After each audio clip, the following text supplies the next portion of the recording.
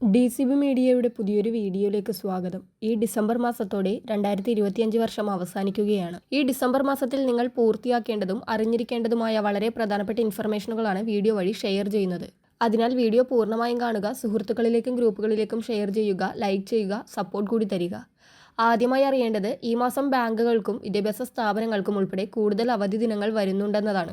ക്രിസ്മസുമായി ബന്ധപ്പെട്ട അവധിക്ക് പുറമെ തദ്ദേശ സ്വയംഭരണ സ്ഥാപനങ്ങളിലേക്കുള്ള തിരഞ്ഞെടുപ്പുമായി ബന്ധപ്പെട്ട് 2 ദിവസത്തെ അവധിയും സംസ്ഥാനത്ത് പ്രഖ്യാപിച്ചിട്ടുണ്ട്. വിദ്യാഭ്യാസ സ്ഥാപനങ്ങൾക്ക് ഇലക്ഷൻ നടക്കുന്നതിൻ്റെ മുൻപത്തെ ദിവസവും അവധി നൽകിയിട്ടുണ്ട്. അതായത് 9-ാം തീയതി ഇലക്ഷൻ നടക്കുന്ന ജില്ലകളിൽ 9-ാം തീയതിയും 8-ാം തീയതിയും വിദ്യാഭ്യാസ സ്ഥാപനങ്ങൾക്ക് അവധിയായിരിക്കും. 11-ാം തീയതി തിരഞ്ഞെടുപ്പ് നടക്കുന്ന ജില്ലകളിലെ വിദ്യാഭ്യാസ സ്ഥാപനങ്ങൾക്ക് 11-ാം തീയതിയും 10-ാം തീയതിയും അവധിയായിരിക്കും. തദ്ദേശ തിരഞ്ഞെടുപ്പ് നടക്കുന്ന തീയതികളിൽ അതത് ജില്ലകളിൽ സർക്കാർ പൊതു അവധി പ്രഖ്യാപിച്ചിട്ടുണ്ട്. 1-ാം ഘട്ട വോട്ടെടുപ്പ് നടക്കുന്ന ഡിസംബർ 9-ന് തിരുവനന്തപുരം, കൊല്ലം, പത്തനംതിട്ട, ആലപ്പുഴ, കോട്ടയം, ഇടുക്കി, എറണാകുളം ജില്ലകൾക്കും 2-ാം ഘട്ട വോട്ടെടുപ്പ് നടക്കുന്ന 11-ന് തൃശൂർ, പാലക്കാട്, മലപ്പുറം, കോഴിക്കോട്, വയനാട്, കണ്ണൂർ, കാസർഗോഡ് ജില്ലകൾക്കും അവധിയായിരിക്കും. വാണിജ്യ സ്ഥാപനങ്ങൾ, വ്യാപാര കേന്ദ്രങ്ങൾ, IT സ്ഥാപനങ്ങൾ തുടങ്ങിയ സ്വകാര്യ കേന്ദ്രങ്ങളിലടക്കം ജോലി ചെയ്യുന്നവർക്കും ശമ്പളത്തോടുകൂടിയുള്ള അവധി അന്ന് അനുവദിക്കണം. തിരഞ്ഞെടുപ്പ് നടക്കുന്ന ദിവസങ്ങളിൽ ബാങ്ക് അവധിയും ആയിരിക്കും. കൂടാതെ 2-ാം ശനിയാഴ്ചയായ 13-ാം തീയതിയും 4-ാം ശനിയാഴ്ചയായ 27-ാം തീയതിയും ഞായറാഴ്ച ദിവസങ്ങളായ 7, 14, 21, 28 തീയതികളും ക്രിസ്മസ് ദിനമായ 25-ാം തീയതിയും ബാങ്കുകൾ അവധിയായിരിക്കും. രണ്ടാമത്തെ അറിയിപ്പ്, ക്രിസ്മസ് പ്രമാണിച്ച് സംസ്ഥാനത്ത് 62 ലക്ഷത്തോളം പേർക്ക് ലഭിക്കുന്ന സാമൂഹ്യ സുരക്ഷാ പെൻഷനുകളും ക്ഷേമനിധി പെൻഷനുകളും ലഭിക്കുന്ന ഗുണഭോക്താക്കൾക്ക് ഡിസംബർ മാസത്തെ പെൻഷൻ വിതരണം നേരത്തെയാക്കി സർക്കാരിൻ്റെ അറിയിപ്പ് എത്തിയിരിക്കുകയാണ്. ഡിസംബർ 15 മുതൽ സംസ്ഥാനത്ത് ക്ഷേമ പെൻഷൻ വിതരണം ആരംഭിക്കും. കഴിഞ്ഞ മാസം മുതൽ വർദ്ധിപ്പിച്ച തുകയായ 2000 രൂപയാണ് ഗുണഭോക്താക്കളുടെ ബാങ്ക് അക്കൗണ്ടുകളിലേക്കും അതുപോലെ വീടുകളിൽ പെൻഷൻ സ്വീകരിക്കുന്നവരുടെ കൈകളിലേക്കും എത്തിച്ചേരുക. ഡിസംബറിൽ 2000 പെൻഷൻ നൽകാനായി 1045 കോടി രൂപ അനുവദിച്ചതായി ധനമന്ത്രി കെ ബാലഗോപാൽ അറിയിച്ചിട്ടുണ്ട്. ഡിസംബർ 15-ന് വിതരണം ആരംഭിച്ച് ക്രിസ്മസ് ദിനമായ ഡിസംബർ 25-ന് മുൻപായി തന്നെ ബാങ്ക് അക്കൗണ്ടുകളിലും വീടുകളിലും പെൻഷൻ ലഭിക്കുന്ന മുഴുവൻ പേർക്കും വിതരണം പൂർത്തിയാക്കുവാനാണ് സർക്കാർ നടപടിയെടുത്തിരിക്കുന്നത്. അടുത്ത അറിയിപ്പ്, കേരളത്തിലെ SIR അതായത് സമഗ്ര വോട്ടർ പട്ടിക പരിഷ്കരണ നടപടികൾക്കുള്ള സമയപരിധി ഒരാഴ്ച കൂടി നീട്ടിയിട്ടുണ്ട്. എന്യൂമറേഷൻ ഫോം വിതരണത്തിനും പൂരിപ്പിച്ച് അപ്ലോഡ് ചെയ്യാനുമുള്ള സമയം ഡിസംബർ 4 വരെ ആയിരുന്നത് ഡിസംബർ 11-ലേക്കാണ് നീട്ടിയത്. കരട് വോട്ടർ പട്ടിക പ്രസിദ്ധീകരിക്കുന്നത് ഡിസംബർ 9-ൽ നിന്ന് 16-ലേക്കും അന്തിമ വോട്ടർ പട്ടിക പ്രസിദ്ധീകരണം ഫെബ്രുവരി 7-ൽ നിന്ന് 14-ലേക്കും നീട്ടി. എല്ലാവരും ഫോമുകൾ പൂരിപ്പിച്ച് നൽകുവാൻ ശ്രദ്ധിക്കുക. അടുത്തത്, ബാങ്കുകളിൽ നിന്ന് ലോണൊക്കെ എടുത്തിട്ടുള്ളവർക്ക് ഡിസംബർ മുതൽ ഒരു സന്തോഷ വാർത്ത എത്തിയിട്ടുണ്ട്. അടിസ്ഥാന പലിശ നിരക്കായ റിപ്പോയിൽ 0.5% റിസർവ് ബാങ്ക് കുറവ് വരുത്തിയതായി അറിയിപ്പ് വന്നിട്ടുണ്ട്. 5.50% നിന്ന് 5.25%-ആയാണ് റിപ്പോ നിരക്ക് കുറച്ചതെന്ന് reserve bank governor Sanjay Malhotra അറിയിച്ചു. റിപ്പോ നിരക്കിൽ ഇളവ് പ്രഖ്യാപിച്ചതോടെ ഭവന, വാഹന, വ്യക്തിഗത വായ്പകളുടെ പലിശ നിരക്കും ഡിസംബർ മുതൽ കുറയും. ഇതിനാൽ പ്രതിമാസ തിരിച്ചടവ് തുകയോ അതായത് EMI തുകയോ അല്ലെങ്കിൽ തിരിച്ചടവുകളുടെ കാലയളവോ കുറയാമെന്നതാണ് വായ്പ എടുത്തിട്ടുള്ളവർക്കുള്ള നേട്ടം.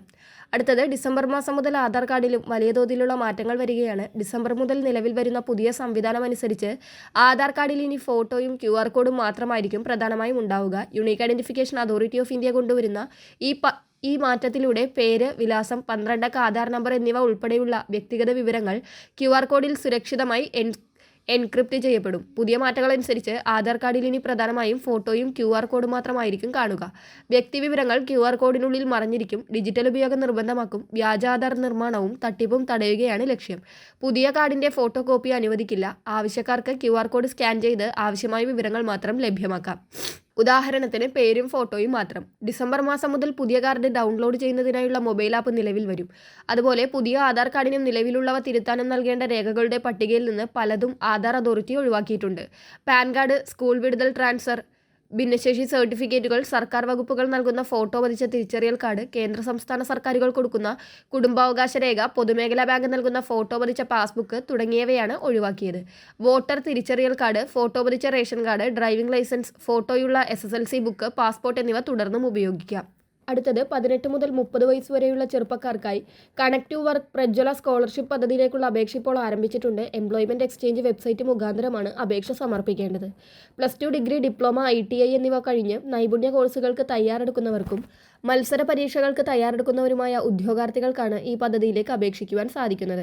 മാസം 1000 രൂപ വീതം വർഷം 12,000 രൂപ വരെയാണ് ഈ പുതിയ പദ്ധതിയിലൂടെ ലഭിക്കുക. അതുപോലെ 35 വയസ്സിനും 60 വയസ്സിനും ഇടയിലുള്ള മഞ്ഞ പിങ്ക് റേഷൻ കാർഡിലെ വനിതകൾക്കായുള്ള സ്ത്രീ സുരക്ഷാ പെൻഷൻ പദ്ധതിയിലേക്കുള്ള അപേക്ഷയും ഡിസംബറിൽ നൽകാവുന്നതാണ്. മാസം 1000 രൂപ വീതമാണ് 60 വയസ്സുവരെ ഈ പദ്ധതിയിലൂടെ ലഭിക്കുക.